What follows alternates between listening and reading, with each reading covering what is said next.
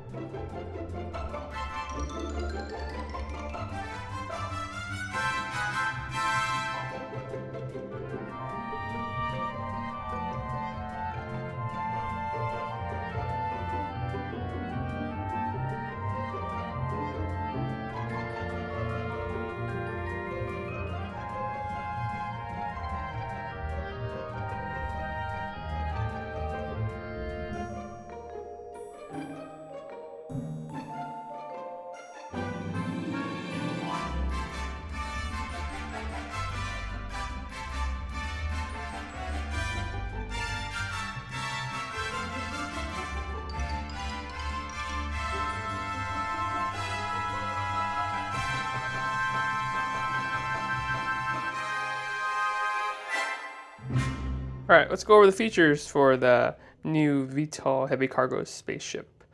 Let's start with the smaller stuff since it's easier. Comes with this little, I guess maybe it's like a crate. It's openable. This little wheeled vehicle has an antenna that can flip up and down, and it goes in and it can come out, right? So close it, and then it's ready to move. Ready to be lifted up, picked up, and that's what we can demonstrate with the actual VTOL itself. All right, so this thing, the VTOL, there's several different features here. There's actually a black, a blue, and a red. These are all mechanical parts. So the first off is, let's do the blue. So the blue controls the actual, if you see these on the side, the thrusters. So you can keep rotating it, and it rotates fully in all directions. You can rotate it the other way, and they rotate backwards too. So basically, right, like you can use it, you're taking off, coming up, and then go push back, and then you can propel forward. So that's the first gear, or the blue gear. And then the second gear is, if you take a look here, the black gear, it will, when I roll it, it pulls up the landing pads. Right, so there's 3. So this is probably the flight motion, and then when it wants to land, you can roll it, land it down, and it lands on the 3 pads. All right, so taking off, retract the landing pads. And then the last thing here is when it's in flight, this red, I guess it's not really a button, but it's a lever. So it's a lock and unlock. Basically, when you push it or unlock it, this grappling device comes down. And then once it's down, you can push it, lock it back in place if you want, and it locks in place, right? So the idea is it can come down, pick up this crate, right? It has 2 hooks here. So let's see if I can do this. It's coming in, it picks it up, it's holding, and then you can actually even secure it further by I locked it in. So now it's in place. I can actually, completely go vertical with it, and it's not going to drop the payload or whatever you want to call this, right?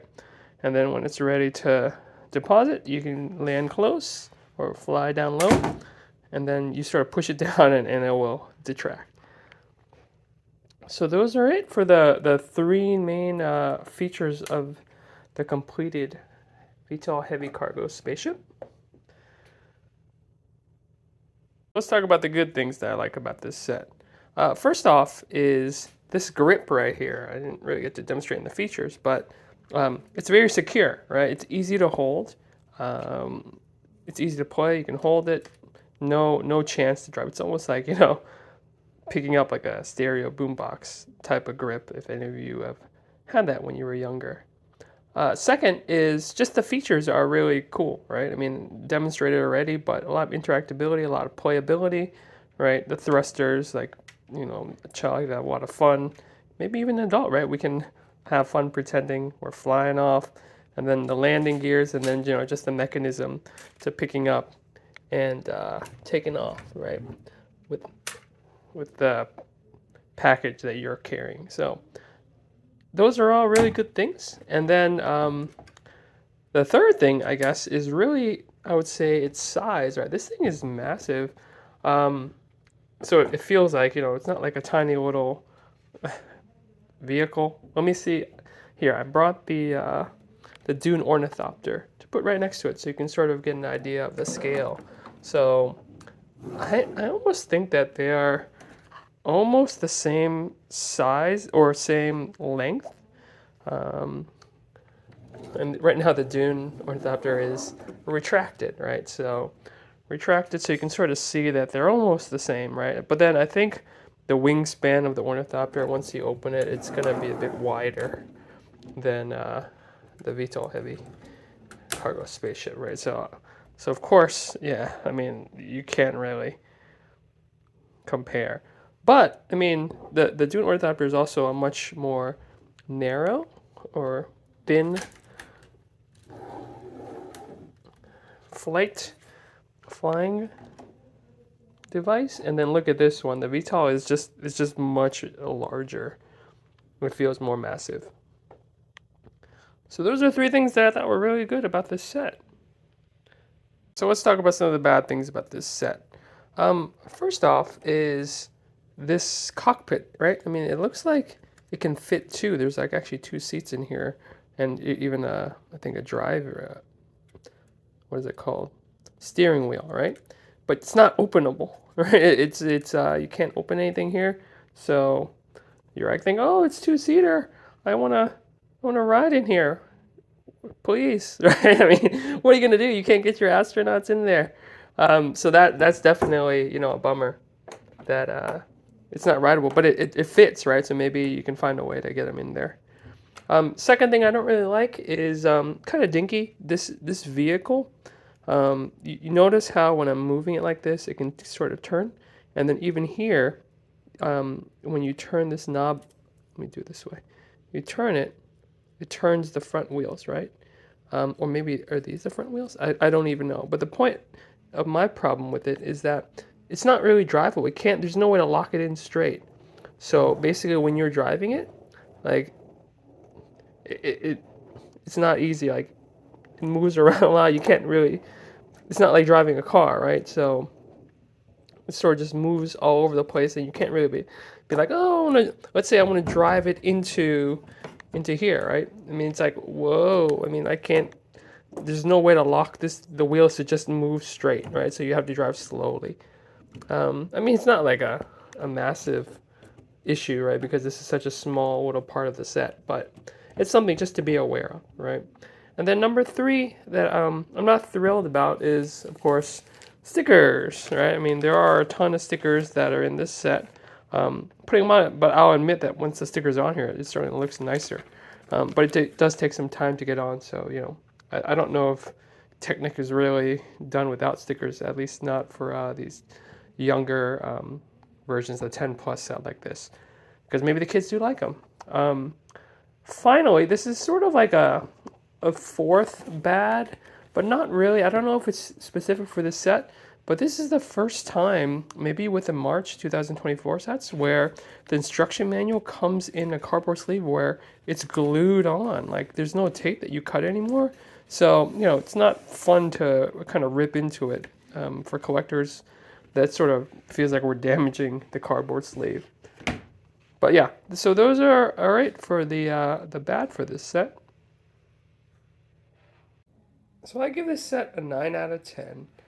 From a Technic standpoint, it offers a lot. It's a massive ship with plenty of cool features to play with. Child or the adult, right? All of us that like this sort of thing will definitely find it enjoyable. It was a decent length build, and pretty much just what I would expect from a Technic set. So it delivers in almost every possible way. The only minor thing, right, is the cockpit. But my son tells me that Technic sets, they don't usually allow you to have cockpits that can be openable. Maybe you don't really bring minifigures in. I mean, I always like to bring them in when I can, right? But so maybe it's not meant for that. But yeah, based on this, the price is relatively reasonable, right? So I think it's retailing for 120 bucks on the street or in the stores, and it was just released. So I'm not seeing this one fly off the shelves as much as some of the other sets that just came out on March 1st. But you'll have plenty of time to get it. So if you enjoy, pick it up. All right, that's all we got for today. Thanks for watching. We'll catch you next time.